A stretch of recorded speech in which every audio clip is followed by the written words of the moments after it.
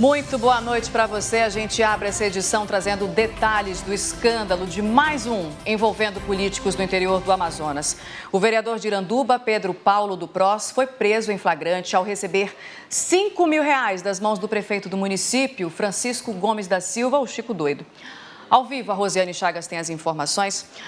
Oi, Rose, muito boa noite para você. Havia aí uma espécie de combinado entre o prefeito do município e aí o Ministério Público? Oi, Nayandra, muito boa noite para você, boa noite para quem nos acompanha. Sim, né? O prefeito de Iranduba, ele acabou colaborando aí com as investigações do Ministério Público e permitindo, inclusive, que fosse feito esse flagrante para que o vereador fosse preso, né? O vereador Pedro Paulo, aí, que é conhecido como PP, ele foi flagrado, então, no exato momento em que ele recebia o dinheiro das mãos do prefeito. Olha só as imagens. Nas imagens dá para ver, então, ele recebendo esse dinheiro e guardando em seguida no paletó, uma quantia aí de R$5 mil.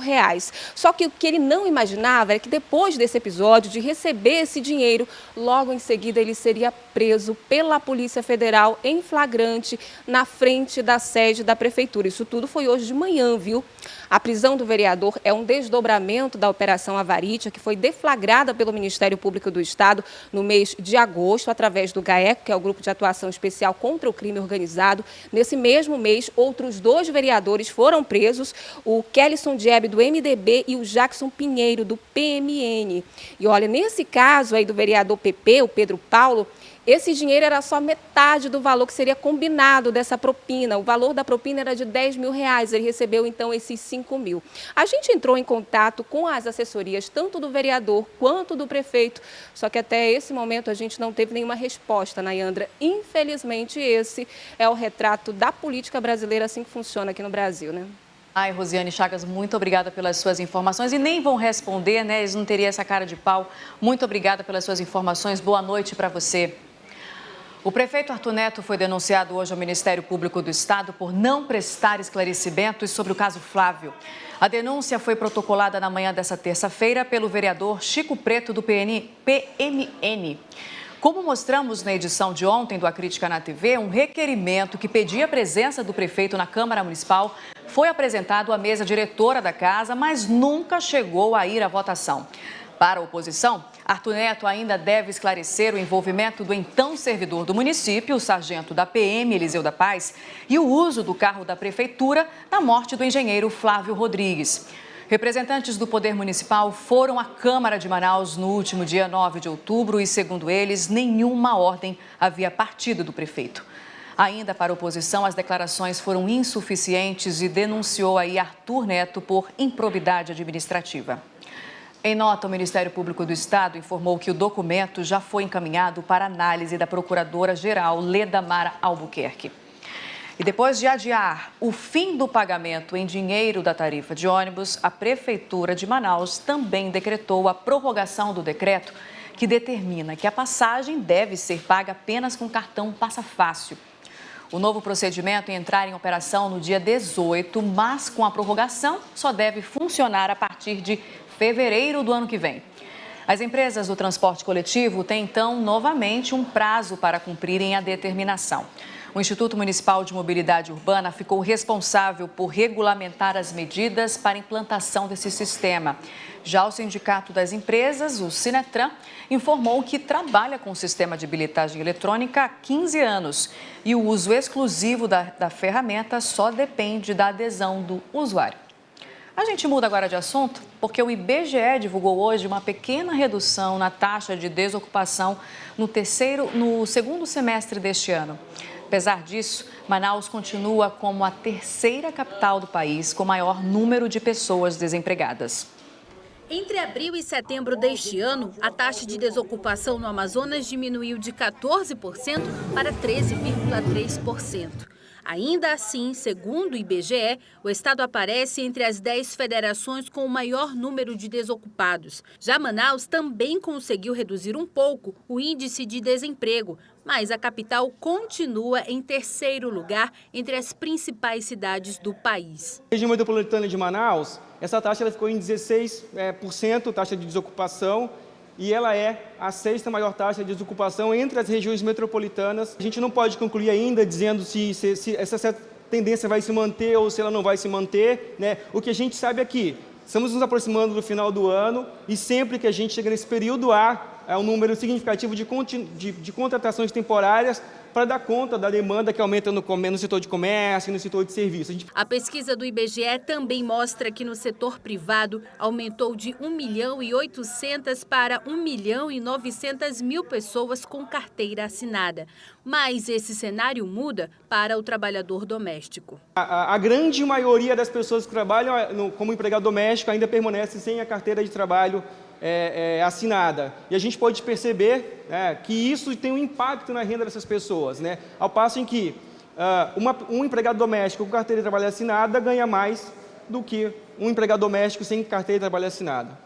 A pesquisa contínua do IBGE também mostrou que a administração pública e a indústria foram as atividades que melhor pagaram os trabalhadores do terceiro trimestre deste ano. Já a agricultura e os serviços domésticos foram as que menos remuneraram os empregados durante esse período. Já com relação às pessoas que trabalham por conta própria, 94,2% delas não possuem ainda o CNPJ e estão na informalidade. Nesse terceiro trimestre, todo o rendimento dos trabalhadores do Amazonas chegou a 2,5 bilhões de reais.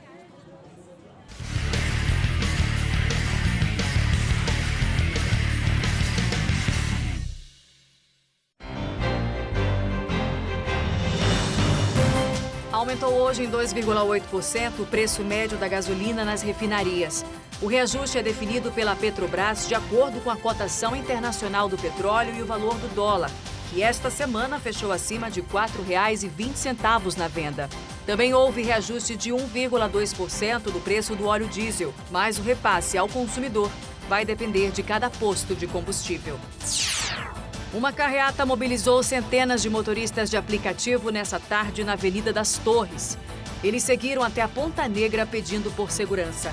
Segundo a categoria, só de janeiro a junho deste ano, já foram mais de 200 assaltos, sem contar os latrocínios que vêm ocorrendo com frequência. E policiais do Grupo Marte desativaram na noite desta segunda-feira um artefato que havia sido deixado no estacionamento do Hospital e Pronto-Socorro 28 de agosto. O material destruído ainda vai passar por perícia. A polícia investiga o caso.